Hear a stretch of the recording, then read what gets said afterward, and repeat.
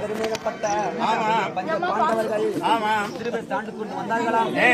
கௌரவன் என்று சொல்லக்கூடிய துரியோதனாதிகள் அப்படி ஆண்டு கொண்டு வந்தார்களாம். அப்படி ஆண்டு கொண்டு நாளிலே மனையில் கபடம்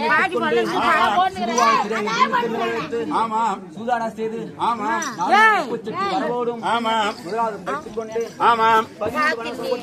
ஓட்டிவிட்டார்கள். பாளையத்தின் குருவை வியாச தோத்திருத்தம் அப்படி வியாசர் என்ன தெரிவித்தார்? ஓர் பாண்டவர்களே, இப்படியே நீங்கள் சென்ற போதிலும் 13 வருடம் கழித்து வந்தால் பன்னெண்டு துரியோதனன் கொடுக்க போவதில்லை.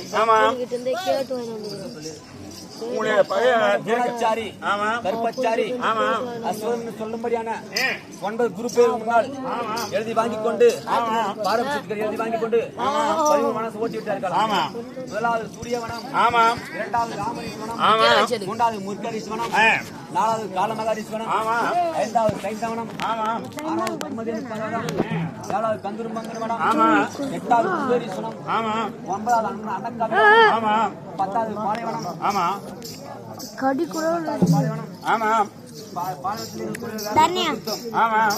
என்ன தெரிவித்தார்? நீங்கள் 18ஆம் போர்க்களம் மூட போகிறது. அந்த போர்க்களத்தில் அதிகம் ராஜாக்கள் ஒத்தியாசம் இருக்கின்றார்கள்.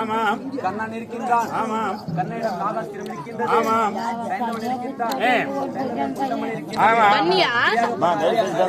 ராஜாக்கள் ஒத்தியாசம் இருக்கின்றார்கள். உங்களுக்கு எந்த ஒரு உதவியும் கிடையாது, உங்களுக்கு எந்த ஒரு ஆயுதமும் கிடையாது. உங்கள் லைவ் ராஜாக்களின் யாராக ஒருவர் கோரி தவம் செய்து இந்த பாசு பாத்தினை பெற்று வந்தீர்களானால் அதுக்கு அண்ணனை திரும்பினார். அண்ணனுக்கு கோபமாகி கேவலமாக பேசப்பட்டால் நாமே சென்று தேசமணி கோரி தாம் செய்து விதம் காண்க. ஓம்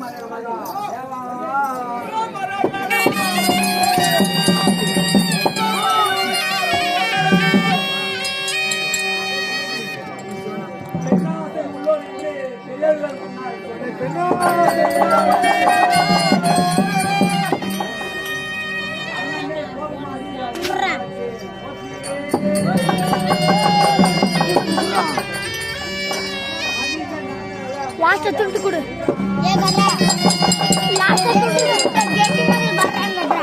மச்ச வா வீட்டுல போய் சாப்பிட்டு